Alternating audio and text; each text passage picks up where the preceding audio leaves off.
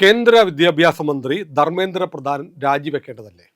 രാജിവെച്ചിരുന്നെങ്കിൽ ഇപ്പോൾ ദില്ലിയിൽ നടക്കുന്ന ഈ സമരം ഒഴിവാക്കാൻ കഴിയുമായിരുന്നില്ലേ? ഒരുപാട് പേരുടെ മനസ്സിലുണ്ട്. ധർമ്മേന്ദ്ര പ്രധാനൻ രാജിവെക്കണോ? ഇതൊരു വലിയ ചോദ്യമാണ്. ഈ ചോദ്യം ഓരോ മനസ്സിലുമുണ്ട്. അതിൻ്റെ ഉത്തരം സത്യത്തിൽ മന്ത്രി രാജിവെക്കണോ വേണ്ടോ എന്ന് തീരുമാനിക്കേണ്ടത് ഒന്ന് മന്ത്രിയാണ്, അല്ലെങ്കിൽ പ്രധാനമന്ത്രിയാണ്. പ്രധാനമന്ത്രി പറയുകയാണ് രാജിവെക്കെന്ന് പറഞ്ഞാൽ ധർമ്മേന്ദ്ര പ്രധാൻ രാജിവെക്കും. ഇവിടെ എന്താണ് വിവാദം? 2 വർഷം 2024-ലും 2026-ലും നീറ്റ് പരീക്ഷയുടെ ചോദ്യപേപ്പർ ചോർന്നു. ഇതാണല്ലോ പരാതി, സമരം, വിഷയം. നമുക്ക് 2024-ലെ സംഭവം നോക്കാം. 2024-ൽ ജാർഖണ്ഡിലാണ് പരീക്ഷാ പേപ്പർ ചോർന്നത്. ശ്രദ്ധിക്കണം വാക്ക് ചോർന്നത്. ജാർഖണ്ഡിലെ ഹസാരിബാദ് ഒയാസിസ് സ്കൂൾ, ഈ സ്കൂളിലാണ് പരീക്ഷാ പേപ്പർ ചോർന്നു എന്ന വിവാദമുണ്ടാവുന്നത്. ആ സ്കൂളിലേക്ക് എത്തിക്കാനുള്ള, ആ സെൻറ്ററിലേക്ക് എത്തിക്കാനുള്ള പരീക്ഷാ പേപ്പർ ആദ്യം സ്റ്റേറ്റ് ബാങ്ക് ഓഫ് ഇന്ത്യയുടെ സ്ട്രോങ് റൂമിൽ വരുന്നു, അവിടെ സൂക്ഷിക്കുന്നു. അങ്ങനെയാണ് ഇതിൻ്റെ പ്രൊസീജിയർ. അവിടെ നിന്നത് നേരെ സ്കൂളിലെ സ്ട്രോങ് റൂമിൽ എത്തിക്കുന്നു. അതിനുശേഷം സംഭവിച്ചത്, ആ സ്കൂളിലെ NDAയുടെ സിറ്റി കോർഡിനേറ്ററും ആ സ്കൂളിൻ്റെ പ്രിൻസിപ്പളുമായ അഹ്സനുൽ ഹക്ക് എന്ന് പറയുന്ന ആൾ ആ സ്കൂളിൻ്റെ വൈസ് പ്രിൻസിപ്പളും കൂടെ ചേർന്ന് ആ സ്കൂളിലെത്തി സ്കൂളിലെ സ്ട്രോങ് റൂം തുറക്കുന്നു. തുറന്നിട്ട് ആ പരീക്ഷാ പേപ്പർ പങ്കജ് കുമാർ എന്ന് പറയുന്ന ഒരാൾക്ക് ഫോട്ടോ എടുക്കാൻ അനുമതി കൊടുക്കുന്നു. അപ്പോൾ കേന്ദ്ര സർക്കാർ തയ്യാറാക്കിയ നീറ്റിൻ്റെ പരീക്ഷാ പേപ്പർ അതീവ സുരക്ഷയോടെ ഒരിടത്തും ചോരാതെ SBയുടെ സ്ട്രോങ് റൂമിലെത്തുന്നു. അവിടെ വെച്ചും സുരക്ഷിതമായിരുന്നു. അവിടെ നിന്ന് സ്കൂളിലെത്തുന്നു. സ്കൂളിലെത്തിയിട്ട് ഈ പറയുന്ന പേര് ശ്രദ്ധിക്കണം, അഹ്സനുൽ ഹക്ക് എന്ന് പറയുന്ന മഹാൻ പ്രിൻസിപ്പളായിട്ടുള്ള സ്കൂളിലെത്തുന്നു. അയാളും വൈസ് പ്രിൻസിപ്പളും ചേർന്ന് സ്ട്രോങ് റൂം രാത്രിയിൽ തുറന്ന് പങ്കജ് കുമാറിന് ഫോട്ടോ എടുക്കാൻ കൊടുക്കുന്നു. ഈ ഫോട്ടോ ആണ് 2024-ൽ ചോർന്നത്.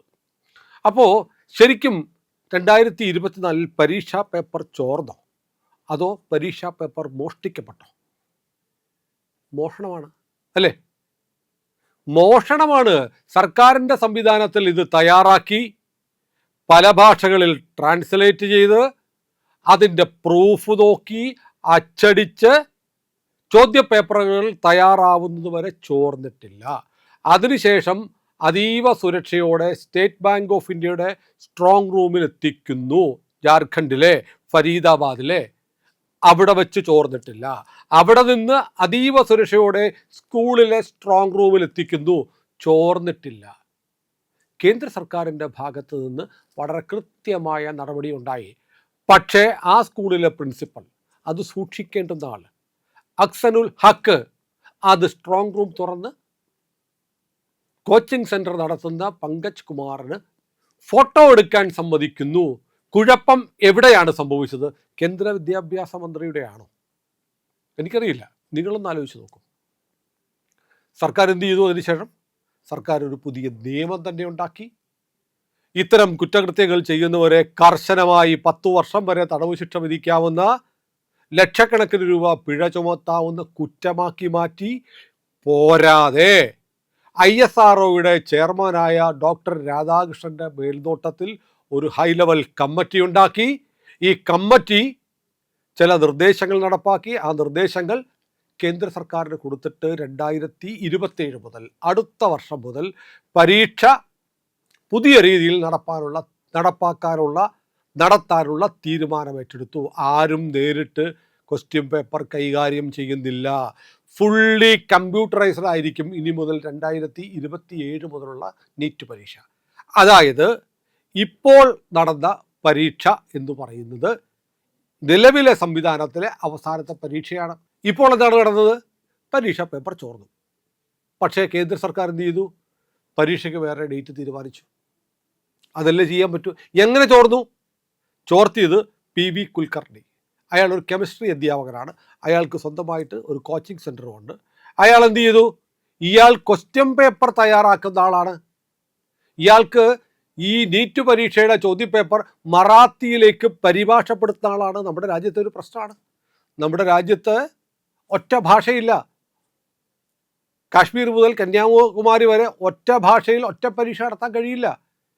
പല സംസ്ഥാനങ്ങളിലേക്കും പല ഭാഷകളിലേക്കും ചോദ്യപേപ്പർ പരിഭാഷപ്പെടുത്തണം. അപ്പോൾ എന്ത് ചെയ്യണം? തയ്യാറാക്കുന്ന ആളുകൾ, പരിഭാഷപ്പെടുത്തുന്ന ആളുകൾ, പല ഭാഷകളിൽ പ്രൂഫ് നോക്കുന്ന ആളുകൾ ഒക്കെയുണ്ട്. ഇവരെല്ലാം വിശ്വസ്തരായിരിക്കണം. ഇവരിൽ ആരെങ്കിലും ഒരാൾ കുഴപ്പക്കാരനാണെങ്കിൽ ചോർന്നു പോയി എന്ന് വരാം. അതിന് മന്ത്രിക്ക് എന്ത് ചെയ്യാൻ പറ്റും? ഈ പറയുന്ന രാഹുൽ ഗാന്ധിയാണ് കേന്ദ്രമന്ത്രിയെങ്കിലും, അല്ലെങ്കിൽ ഈ പാറ്റകളുടെ നേതാവ് അഭിജിത് ദീപ്കയാണ് കേന്ദ്ര വിദ്യാഭ്യാസ മന്ത്രി അല്ലെങ്കിൽ ഇന്ന് ഇവിടെ നിന്ന് കേരളത്തിൻ്റെ മുഖ്യമന്ത്രി ആദർശവാൻ വി.ഡി. സതീശൻ പോയിട്ടുണ്ടല്ലോ സമരം ചെയ്യാൻ. വി.ഡി. സതീശനാണ് കേന്ദ്ര വിദ്യാഭ്യാസ മന്ത്രിയെങ്കിലും ഇങ്ങനെ സംഭവിക്കാം. സാധ്യത തള്ളാൻ പറ്റില്ല. അവിടെ എന്തിനാണ് ധർമ്മേന്ദ്ര പ്രധാൻ രാജിവെക്കേണ്ടത്? ധാർമ്മിക ഉത്തരവാദിത്തം പോലും മന്ത്രിക്കില്ല. മന്ത്രിക്ക് ധാർമ്മിക ഉത്തരവാദിത്തം ഉണ്ടാവരുത്. ഞാനും നിങ്ങളുമടക്കം ഉള്ള ആളുകൾ ധാർമ്മിക രോഷം കൊണ്ടിട്ടുണ്ട്. പരീക്ഷ പേപ്പർ ചോർന്നത് ഇത് തയ്യാറാക്കുന്ന സംവിധാനത്തിൽ വെച്ച് ചോർന്നിട്ടുണ്ടെങ്കിൽ ഉറപ്പായും കേന്ദ്രമന്ത്രിക്ക് ധാർമ്മിക ഉത്തരവാദിത്തമുണ്ട്. അപ്പോൾ ഇത് ഒരു മോഷണമാണ്, ഒരു വലിയ ചെയിനാണ്. ആ ശൃംഖലയിൽ ഇടയ്ക്ക് വെച്ച് ചില ആളുകൾ കാണിച്ച കുഴപ്പത്തിൻ്റെ ഭാഗമായി ധനാർത്ഥി കൊണ്ട് പണമുണ്ടാക്കാനുള്ള വ്യഗ്രതയുടെ ഭാഗമായി നടത്തിയ മോഷണമാണ് രണ്ട് സ്ഥലത്തും. ചോർച്ച ഉണ്ടായിട്ടില്ല. ആണോ? ചോർച്ച എന്ന് പറഞ്ഞാൽ അച്ചടിച്ചുകൊണ്ട് വരുന്ന ക്വസ്റ്റ്യൻ പേപ്പർ ഇടയ്ക്ക് വെച്ച് പൊട്ടിച്ച് മാറ്റി പോകണം, അല്ലെങ്കിൽ തയ്യാറാക്കിയ ക്വസ്റ്റ്യൻ പേപ്പർ തയ്യാറാക്കിയ സ്ഥലത്ത് നിന്ന് ലീക്ക് ആവണം. ഇതങ്ങനെയല്ലോ അല്ലേ? യഥാർത്ഥ വസ്തുത ഇതാണ് വസ്തുത എന്ന് ആരെങ്കിലും പറയുന്നുണ്ടോ? പരീക്ഷാ പേപ്പർ ചോർന്നു മന്ത്രി രാജിവെക്കണം. പറഞ്ഞ് അങ്ങ് ശീലമായി. അപ്പോൾ ധർമ്മേന്ദ്ര പ്രധാൻ എന്ന് പറയുന്ന മന്ത്രിക്ക് ഈ കാര്യത്തിൽ എന്ത് ഉത്തരവാദിത്വം, ധാർമ്മിക ഉത്തരവാദിത്വം ഏൽക്കാൻ പോലും ഉള്ള ഗ്രൗണ്ട് ഇല്ല എന്നാണ് എനിക്കിപ്പോൾ ബോധ്യമാവുന്നത്. സോഷ്യൽ മീഡിയയിൽ ഇത് നേരത്തെ രഞ്ജിത്ത് രവീന്ദ്രൻ എന്ന് പറയുന്ന സോഷ്യൽ മീഡിയ ആക്ടിവിസ്റ്റ് ഇത് വളരെ ഫലപ്രദമായി വളരെ കൃത്യമായി പറഞ്ഞിരുന്നു. പക്ഷേ എന്നിട്ടും നമ്മുടെ ആളുകൾക്ക് മനസ്സിലാവുന്നില്ല. ഇനി നോക്കൂ, ഇപ്പോൾ സമരം എന്തായി? ഡൽഹിയിലെ സമരം ആരാണ്? ഞാൻ നേരത്തെ പറഞ്ഞത് കേരളത്തിൻ്റെ മുഖ്യമന്ത്രി ഉൾപ്പെടെയുള്ള ആളുകൾ പങ്കെടുക്കുന്നു. കേരളത്തിൻ്റെ മുഖ്യമന്ത്രി ദില്ലിയിൽ പോയി ഈ സമരത്തിൽ പങ്കെടുക്കുന്നത് ശരിയാണോ എന്ന് ചോദിച്ചാൽ ശരിയല്ല എന്ന അഭിപ്രായമാണ് എനിക്കുള്ളത്. കാരണം പരീക്ഷ കഴിഞ്ഞു. ഇതൊരു രാഷ്ട്രീയ സമരമാണ്, കേന്ദ്ര സർക്കാരിനെ അട്ടിമറിക്കാനുള്ള സമരമാണ്. ഈ സമരത്തിൽ ഇപ്പോൾ ആരാ ഉള്ളത്? ആം ആദ്മി പാർട്ടി, കെജ്രിവാൾ വന്നിരിക്കുന്നു, ശരത് പവാർ വന്നിരിക്കുന്നു, മുലായം സിംഗ് യാദവ് വരാൻ പോകുന്നു, ഉദ്ധവ് താക്കറെ വരുന്നു, മല്ലികാർജുൻ ഖാർഗെ വരുന്നു, രാഹുൽ ഗാന്ധി വരുന്നു, പ്രിയങ്ക ഗാന്ധി വരുന്നു. അപ്പൊ സമരം പാറ്റ സമരം അല്ലാതായി മാറിയിരിക്കുന്നു. സമരം ഇപ്പോൾ കോൺഗ്രസിന്റെ സമരമാണ്, പ്രതിപക്ഷത്തിന്റെ സമരമാണ്, നരേന്ദ്രമോദി സർക്കാരിനെ അട്ടിമറിക്കണമെന്ന് ആഗ്രഹിക്കുന്നവരുടെ സമരമായി മാറിയിരിക്കുന്നു. ഇതിനെ വിദ്യാർത്ഥി സമരം എന്ന് വിളിക്കാമോ? പാറ്റ സമരത്തെ ഇനി രാഷ്ട്രീയമായി നേരിടാൻ BJPക്ക് അവകാശമുണ്ട്. വിദ്യാർത്ഥികളുടെ സമരം കണ്ടതാണ്. 20 ദിവസമായിട്ടൊരു പട്ടിക്കുട്ടി പോലും ഇല്ലായിരുന്നു. എങ്ങനെയാണ് പാർലമെൻറ്റ് തുടങ്ങുന്നതിന് തൊട്ട് മുമ്പ് ഇത്രയേറെ ആളുകൾ വന്നത്? കൃത്യമായും രാഷ്ട്രീയ പാർട്ടികൾ ഓപ്പറേറ്റ് ചെയ്തതാണ്. രാഹുൽ ഗാന്ധി പലപ്പോഴും പറയുന്നില്ലേ അടുത്ത വർഷം മോദി വീടിരിക്കുമെന്ന്? അതിൻ്റെ കൂടി ഭാഗമാണ്. ഇതൊരു വലിയ ഗൂഢാലോചനയാണ്. ഒരു പക്ഷേ ഇനിയുള്ള പാർലമെൻറ്റ് എല്ലാ ദിവസവും കൂടുന്നു എന്നതുകൊണ്ട് എല്ലാ ദിവസവും സംഘർഷമുണ്ടാക്കാൻ ഷഹീദ് ബാഗ് സമരം പോലെ, കർഷക സമരം പോലെ പാർലമെൻറ്റ് കൂടിക്കൊണ്ടിരിക്കുമ്പോൾ വലിയ തോതിൽ അക്രമമുണ്ടാക്കാൻ കുറേ പേര് വെടിയേറ്റു വീഴുന്ന സാഹചര്യം പോലും ഉണ്ടാക്കി ഈ സർക്കാരിനെ അട്ടിമറിക്കാനുള്ള നീക്കം നടക്കും. ഒരു കാര്യം ഉറപ്പാണ്, എന്തൊക്കെ പറഞ്ഞാലും അപ്രിയമായൊരു സത്യം ഞാൻ പറയാൻ പോവാ. സുരക്ഷാ വീഴ്ചയുണ്ട്. ഇത്രയേറെ ആളുകളൊന്നും വരില്ല എന്ന് കേന്ദ്ര സർക്കാർ കരുതി എന്ന് വരുന്നത് വലിയ മോശമാണ്. ഇപ്പോൾ ദാ ബോംബെ അടക്കമുള്ള നഗരങ്ങളിൽ ഓഗസ്റ്റ് 1 മുതൽ ഈ വ്യാഴാഴ്ച മുതൽ നിരോധനാജ്ഞ പ്രഖ്യാപിക്കുകയാണ്. രാജ്യത്ത് വലിയ തോതിലുള്ള കലാപങ്ങൾ ഉണ്ടാകാൻ പോകുന്നു എന്നുള്ള ഒരു വിവരം വന്നിട്ടുണ്ട്. അപ്പോൾ കേരളത്തിൽ ഇന്ന് സമരം ചെയ്തു. ഇന്ത്യയിലെ എല്ലാ സംസ്ഥാനങ്ങളിലും ഒരേ സമയം ഈ പാറ്റ സമരത്തിൻ്റെ പേരിൽ പാറ്റകളുടെ സമരം കൊച്ചി യോഗം വിളിച്ചിട്ട് ആരും വന്നില്ല.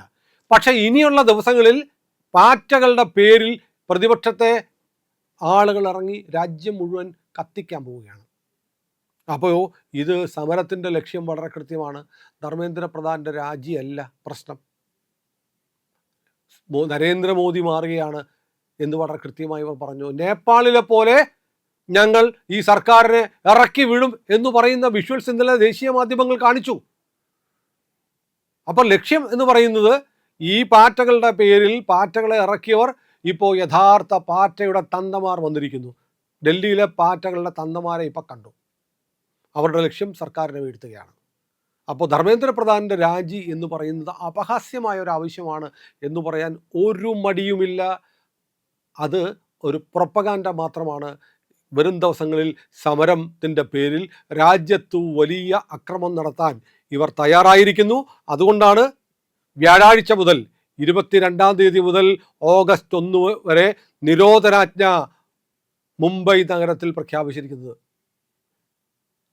മുംബൈ എന്ന് പറയുമ്പോൾ നമുക്ക് പേടി വരും. മുംബൈ സ്ഫോടനം ഓർമ്മ വരും, 26/11 ആക്രമണം ഓർമ്മ വരും. അപ്പോൾ പോലീസിന്, രഹസ്യാന്വേഷണ ഏജൻസികൾക്ക് വിവരം ലഭിച്ചിട്ടുണ്ട്. രാജ്യം കത്തിക്കാൻ പോവുകയാണ്. ചെറുക്കേണ്ടത് രാജ്യസ്നേഹികളുടെ ആവശ്യമാണ്. കണ്ണും കാതും തുറന്ന് ജാഗ്രതയോടെ ഇരിക്കുക, ചെറുക്കേണ്ടതിനെ ചെറുക്കുക എന്ന് എല്ലാവരെയും ഓർമ്മിപ്പിച്ചുകൊണ്ട് നമുക്ക് ഈ വർത്തമാനം അവസാനിപ്പിക്കാം. രാജ്യം സുരക്ഷിതമായിരിക്കട്ടെ, ജനാധിപത്യം അട്ടിമറിക്കാതിരിക്കട്ടെ. ഏതാനും ഗുണ്ടകളുടെ നേതൃത്വത്തിൽ അട്ടിമറിക്കാനുള്ളതല്ല രാജ്യത്തിൻ്റെ പരമാധികാരം എന്ന് ഓരോരുത്തരും ഓർമ്മിക്കേണ്ടുന്ന സന്ദർഭമാണ് എന്ന് പറഞ്ഞുകൊണ്ട് ഇന്ത്യ ലൈവ് ഇനിയും സബ്സ്ക്രൈബ് ചെയ്തിട്ടില്ലെങ്കിൽ ഉറപ്പായും ചെയ്യണമെന്ന് ഓർമ്മിപ്പിക്കുന്നു.